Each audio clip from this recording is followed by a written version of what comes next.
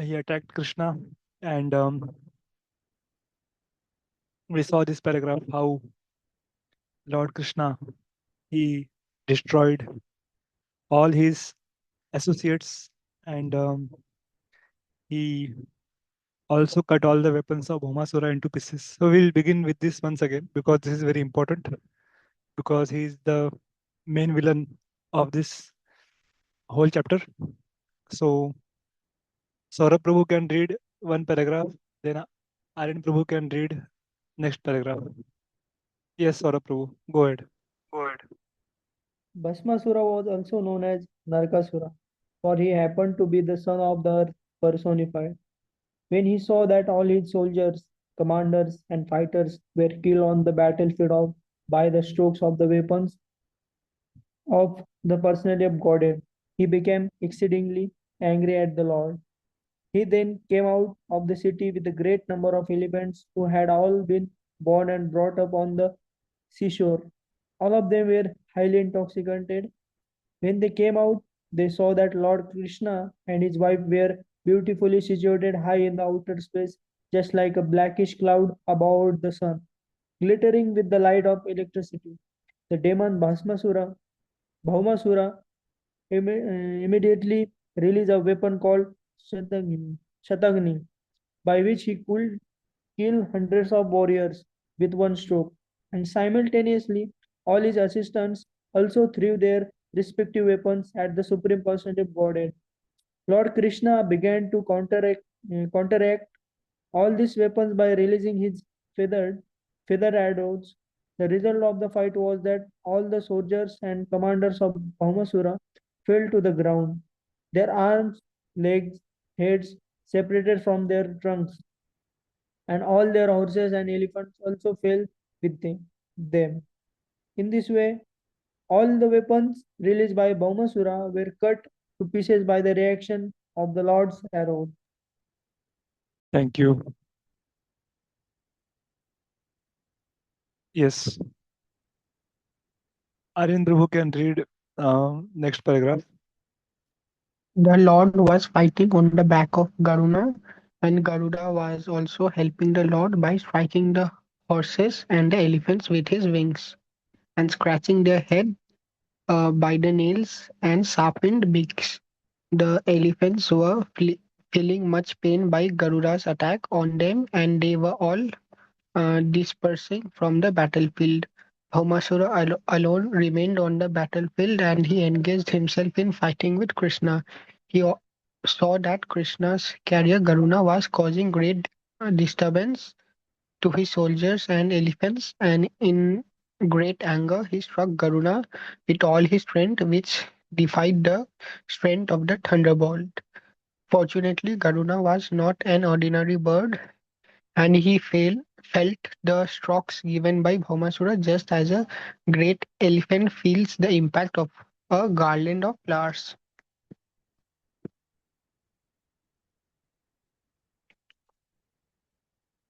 Bhaumasura thus came to see that none of his tricks would act upon Krishna, and he became aware that all his attempts to kill Krishna would be frustrated. And yet he attempted for the last time, taking a trident in his hand to strike him. Krishna was so dexterous that before Bhau- Bhaumasura could touch his trident, his head was cut off by the sharp Sudarshan Chakra, his head eliminated by earrings and helmets fell down on the battlefield on the occasion of Bhaumasura's being killed by Lord Krishna. All the demons' relatives began to scream in disappointment, and saintly persons began to glorify the chivalrous activities of the Lord. And taking this opportunity, all denizens of the heavenly planets began to shower flowers on the Lord. At this time, Earth personified appeared before before Lord Krishna and greeted him with a garland of Vaijayanti jewels. He also returned the dazzling uh, earrings of Aditi decked with jewels of gold. She also returned the umbrella of Varuna along with another valuable jewel which she presented to Krishna. After this, the earth personified began to offer her prayers to Krishna, the supreme personality of Godhead and the master of the world, who is always worshipped by very exiled devotees. She fell down in obeisances and in great devotional ecstasy began to speak. Yes, thank you. So here it is mentioned how Krishna delivered Bhaumāsura, and there is one more version where it is said that um, Satyabhāmā, the Bhumi Devi, she tells Krishna that please kill him, kill him. After that, Krishna kills Bhaumāsura. So that is not mentioned here, but it is mentioned in some other scriptures because there is always kalpabhed. Kalpabhed means some pastime which happened now in this age. That same pastime might have happened in a different way in different age. तो ऐसा होता है कई बार. So like that, there are different versions of the same pastime in different centuries. तो यहाँ पर बता रहा है कि after that Bhumi Devi, the earth personified, comes before Krishna, and she returns the dazzling earrings of Aditi and the umbrella of Varuna, and after that she starts glorifying Krishna, the supreme personality of Godhead. Yes, Saurabh Prabhu can read next two paragraphs. Three paragraphs you can read. Let me offer my respectful obeisances unto the Lord, who is always present with four kinds of symbols, namely conch shell, disc, lotus, and club, and who is the Lord of all demigods. Please accept my respectful obeisances unto you. My dear Lord, you are the super soul, and in order to satisfy the aspiration of your devotees, you descend on the earth in your serious transcendental incarnations, which are just appropriate to the devotees' worshipful desire. Kindly accept my respectful obeisances. My dear Lord, the lotus flower is grown out of your navel, and you are always decorated with a garland of lotus flowers. Your eyes are always spread like the petals of the lotus flower, and therefore they are all pleasing to the eyes of others. Your lotus feet are so soft and delicate that they are always worshipped by your unalloyed devotees, and they specify their lotus like heads. I therefore repeatedly offer my respective obeisances unto you. Someone is on the door, Prabhu. You can carry on. I will join. Hare Krishna, Prabhu. Okay, okay. Yes. Aryan Prabhu can read. Yeah, you possess all kind of religions, fame, property, knowledge, and renunciation. You are the shelter of all five opulences. Although you are all pervading, you have nevertheless appeared as the son of Vasudeva. Please therefore accept my respectful obeisances. You are the original supreme personality of Godhead and the supreme cause of all causes. Only your lordship is the reservoir of knowledge. Let me offer my respectful obeisances unto you. Personally, you are unborn, still you are the father of all cosmic manifestation. You are the reservoir and shelter of all the kind of energies. The manifestive appearance of the world is caused by you, and you are both the cause and effect of the cosmic manifestation. Please therefore accept my respectful obeisances. My dear Lord, as for the three gods, Brahma, Vishnu, Shiva, they are all not independent of you. When there is a necessity of creating the cosmic manifestation, you create your passionate appearance of Brahma. And when you want to maintain the cosmic manifestation, you expand yourself as Lord Vishnu, the reservoir of all goodness. Similarly, you appear as Lord Shiva, master of the mode of ignorance, and thus dissolve the whole creation. Your transcendental position is always maintained in spite of creating these three modes of material nature. You are never entangled like the ordinary living entity with these modes of material nature. Actually, my lord, you are the material nature. You are the father of the universe, and you are the eternal time. that has caused the combination of nature and material creator.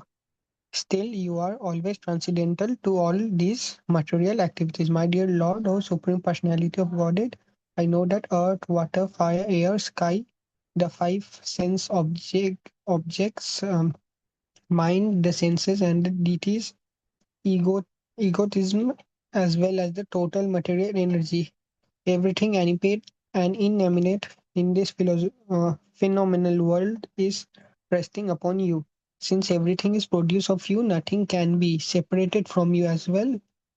Yet, since you are transcendently situated, neither can anything material be identified with your personality. Everything is therefore simultaneously one and different from you. And the philosophers who try to separate everything from you certainly mistaken in their viewpoints. Yes. Thank you. Thank you. Very nice. So, very wonderful prayers are offered here by Bhumi Devi to Lord Sri Krishna. And all these prayers are mentioned in Srimad Bhagavatam by various sages, various devotees of the Lord at different points of time. So, Bhumi Devi is telling that Bhumi Rapun Nalo Ka Mano Buddhi Revacha. You are the you are the master of all the eight elements, five gross elements, six subtle elements, and all the senses. So you are situated um, transcendentally, and but there is no tinge of m- material contamination in your personality. Everything is simultaneously one and different from you. And the philosophers who try to separate everything from you are mistakenly in their viewpoint. So very wonderful prayers are offered here by Bhumi Devi. We'll go ahead. Yes, Dhruv Prabhu has joined. Dhruv Prabhu, can you read next two, three paragraphs?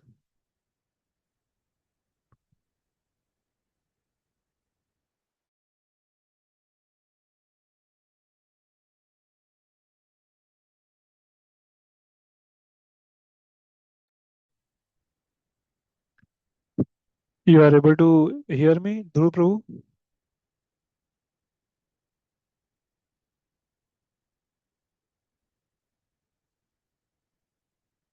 Okay. So, so I will read and then we'll see. My dear Lord, may I inform you that this boy, whose name is Bhagaratta, is the son of my son, Bhaumāsura.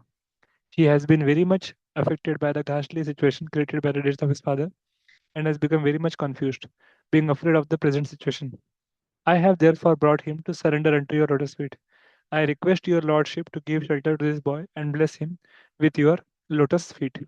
I am bringing him to you so that he may become relieved from the reactions of all the sinful activities of his father. When Lord Krishna heard the prayers of Mother Earth, he immediately assured her of immunity from all fearful situations. He said to Bhagadatta, "Don't be afraid." Then he entered the palace of Bhaumasura, which was equipped with all kinds of opulences. In the palace of Bhaumasura, Lord Krishna saw 16,100 young princes who had been kidnapped and held captive there. When the princess saw the Supreme Personality of Godhead,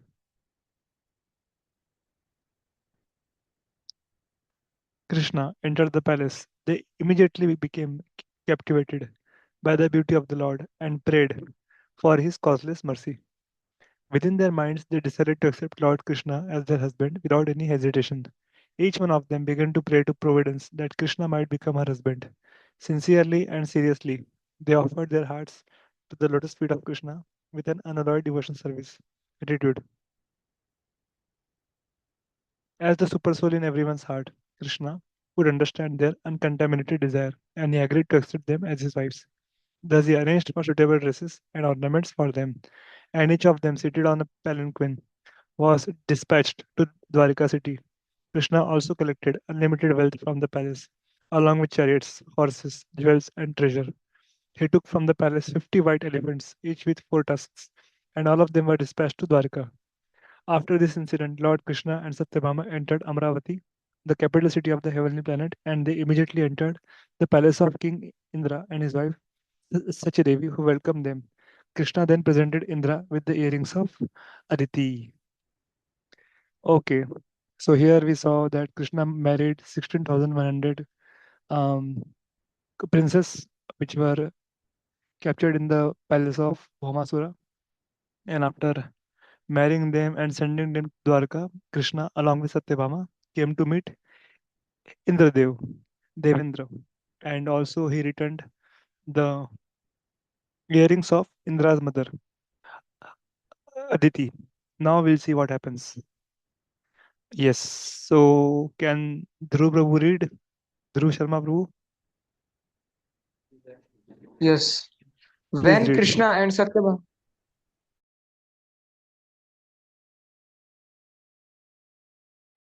Hare Krishna. Yes, Prabhu. Yes, Prabhu. Go on. Yes. When Krishna and Satyabhama were returning from the capital city of Indra, Satyabhama remembered Krishna's promise to give her the plant of the Parijata flower. Taking the opportunity of having come to the heavenly kingdom, she plucked a Parijat plant and kept it on the back of Garuda. Once Narada took a Parijata flower and presented it to Krishna's senior wife, Sri Rukmani Devi. On account of this, Satyabhama developed an inferiority complex. She also wanted a flower from Krishna.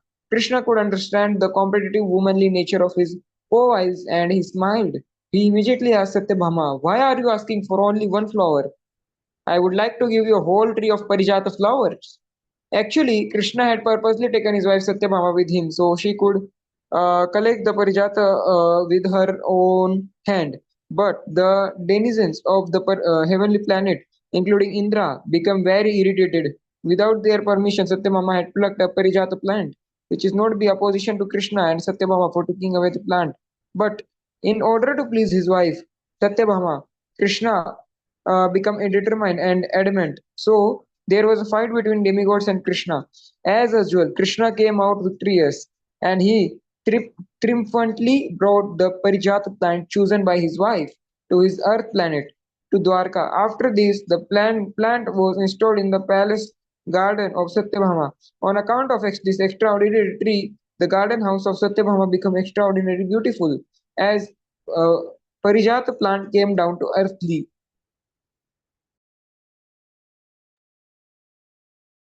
हरे कृष्णा आपने एक line miss कर दिया बीच में so you see this line highlighted which is not to be found on the earth planet. Indra along with other demigods offered opposition to Krishna and Satyabhama for taking away the plant.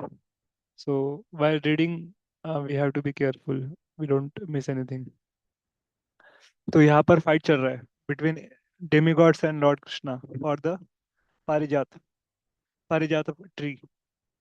Yes. Yes, go on. Plant the fragrance of the flower also came down, and the celestial swarms also migrated to this earth in search of its fragrance and honey. King Indra's behavior towards Krishna was not very much appreciated by great sages like Shukdev Goswami. Out of his causeless mercy, Krishna had gone to heavenly kingdom Amravati to present King Indra with his mother's earning, which had been lost to Bhaumāsura, and Indra had been very glad to receive them. But when a flower plant from the heavenly kingdom was taken by Krishna, Indra offered to fight with him. This was self interest on the part of Indra. He offered his prayer, tipping down his head to the lotus feet of Krishna. But as soon as his purpose was served, he became a different creature. That is the way of dealing of materialistic men. Materialistic men always interested in their own profit. For this purpose, they can offer any kind of respect to anyone. But when their personal interest is over, they are no longer friends. This selfish nature is not only found among the richer class of men on this planet, but is present even in personalities like Indra and the other demigods. Too much wealth makes a man selfish. A selfish man is not prepared to take to Krishna consciousness and is condemned by great devotees like Shukdev Goswami. In other words, possession of too many worldly riches is a disqualification for advancement in Krishna consciousness. Thank you. Actually, if you see the history of Parijata flower, Parijata tree, तो ये पारिजाता कहाँ से मिलता है? This पारिजाता Indira God from समुद्र मंथन। समुद्र मंथन में भगवान को ये मिला था, and Krishna, lord Vishnu gave it to Indradev.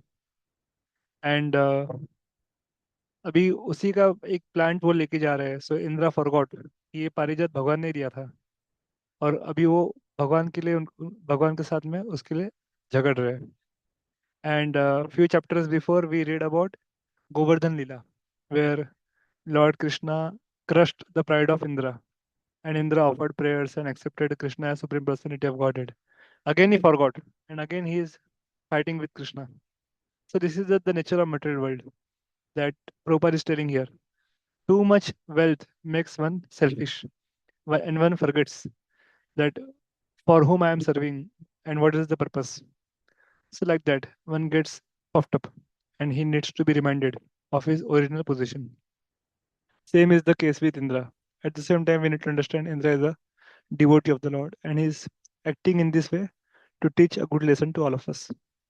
Okay, we'll finish this chapter. Two more paragraphs are remaining. Saurabh Prabhu is there?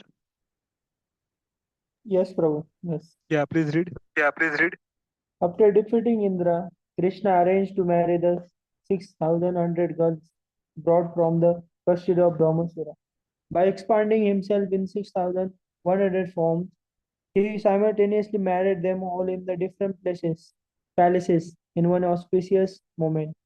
He thus established the truth that Krishna and no one else is the Supreme Personality of Godhead.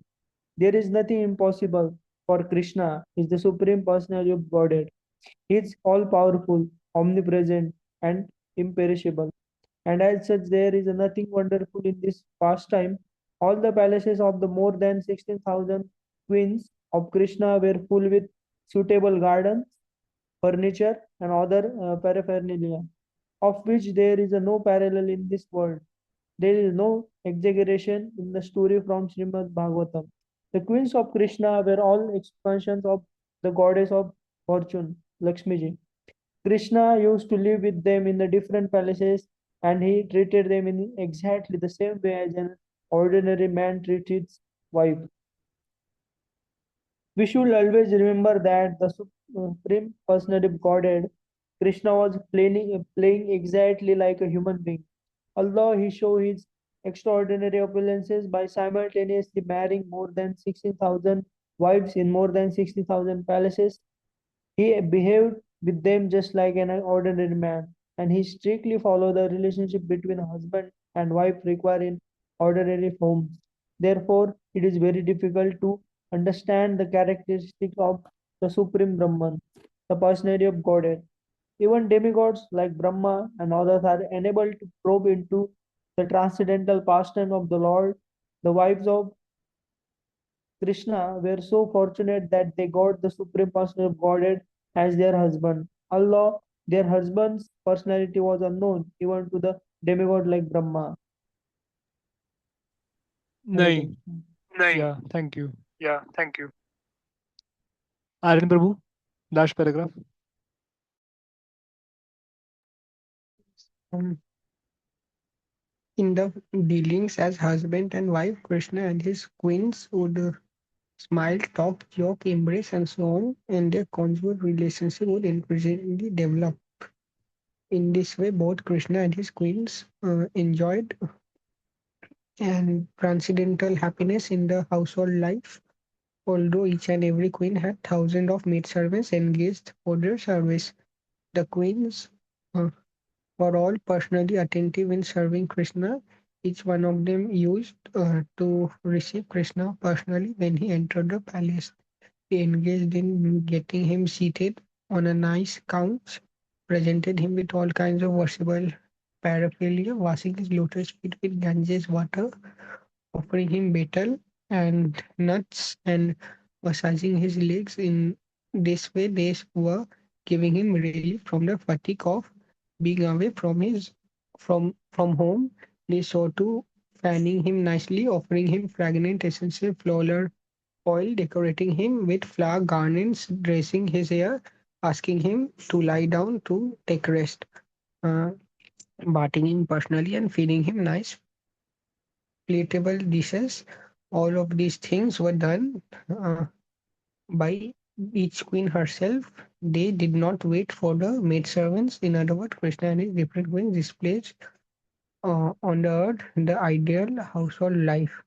Thus ends the Bhaktivedanta purport of the second volume, fourth chapter of Krishna, the deliverance of the demon Bhaumāsura. Yes, thank you. So in this way, we read about Krishna marrying 16,100 wives, and in the previous chapter we read about Krishna marrying 8 wives. So total 16,108. Okay, so tomorrow we'll begin with new chapter. Tomorrow or maybe from Friday, because tomorrow I may be traveling to Pune. So we'll begin this chapter.